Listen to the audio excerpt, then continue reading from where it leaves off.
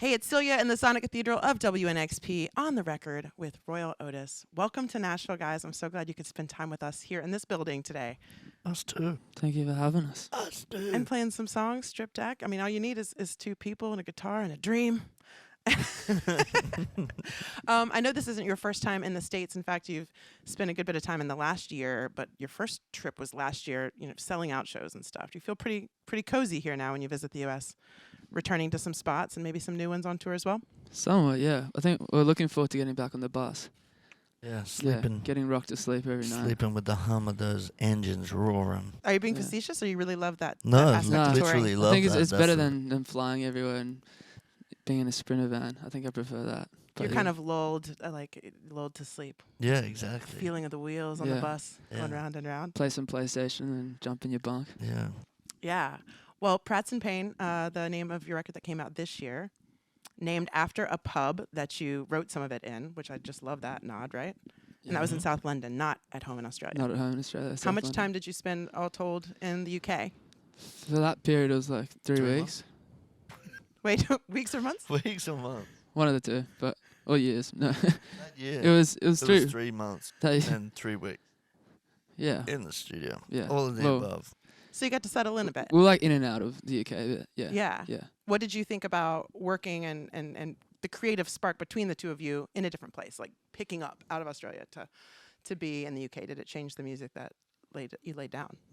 I think it's weird. It does sound like where you record does tend to. I don't know if it's like a mental thing, but it seems to sound like you can tell if something's recorded in LA, or you can tell if something's recorded in South London. Like, I don't know if it's like what you get your head into or what just the surrounding scene is, but It sounds a little bit like South London. yeah. Can you say more about that for people that will maybe never visit? Well, South probably London helps sound that like? Grey, grey. very grey. But No beaches. yeah, Dan, who recorded it is also from South London. So I don't actually know if he's from South London or he just lives there. I think he might be. Yeah. But that probably helps a little bit as well.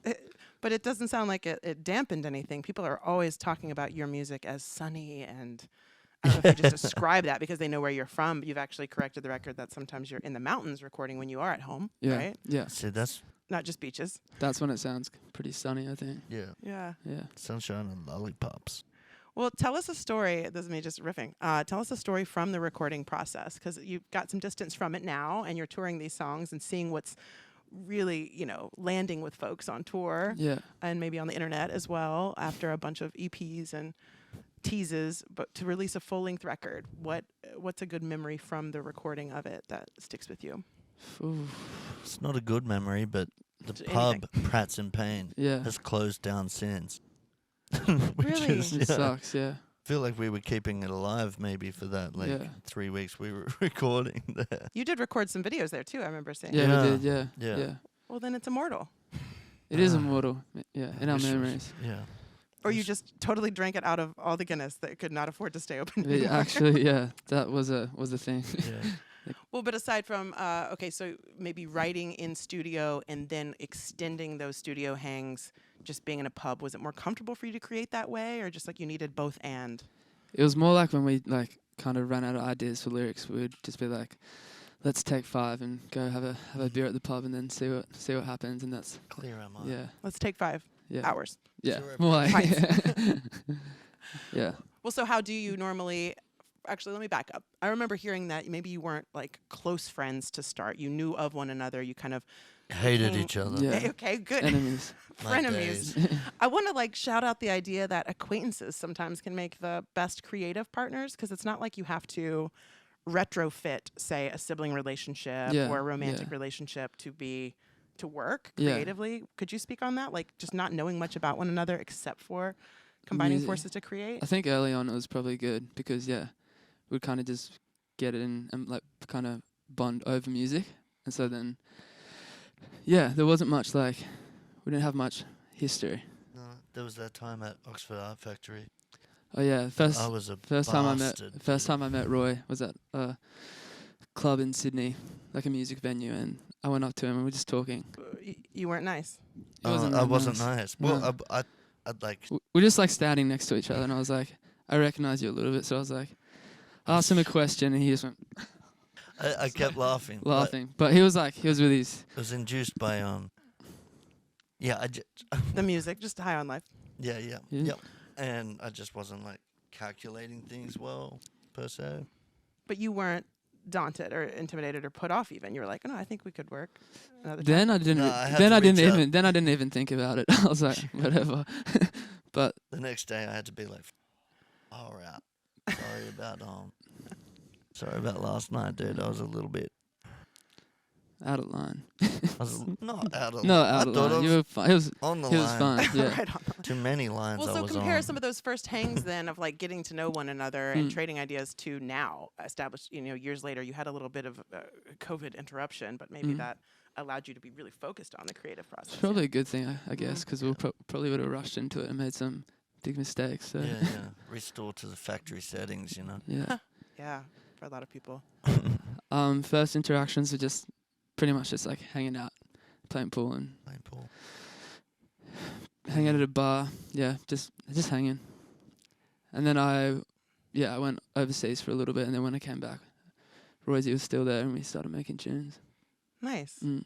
So songwriting now together, what's that approach look like? Are you able to do some of that when you're touring, like you have been for a lot of the last year and some change? A little bit, yeah. Normally on our days off, we get in the studio and try to get some ideas down, but Heap of voice memos. lots of voice memos. Yeah. Yeah, lots of just like little acoustic voice recordings in the hotel room.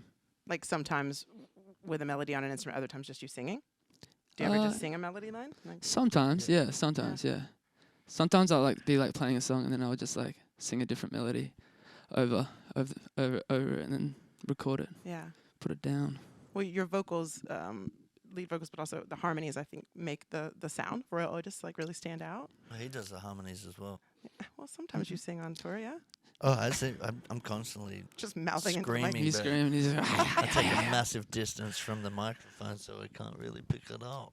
Well, who do you take some of your vocal inspirations from? Or did you just grow up singing, just Ooh. came out singing? came out singing. Nah, Came out definitely didn't come singing. out singing. Came out singing and swinging. Vocal inspirations. I don't know.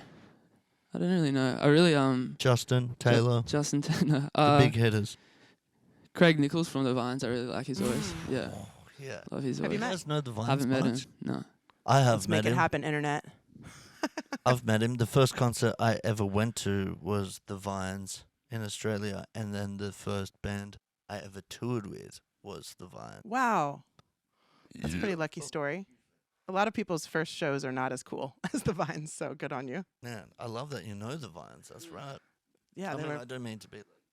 dismissive of the United States of America. Yeah.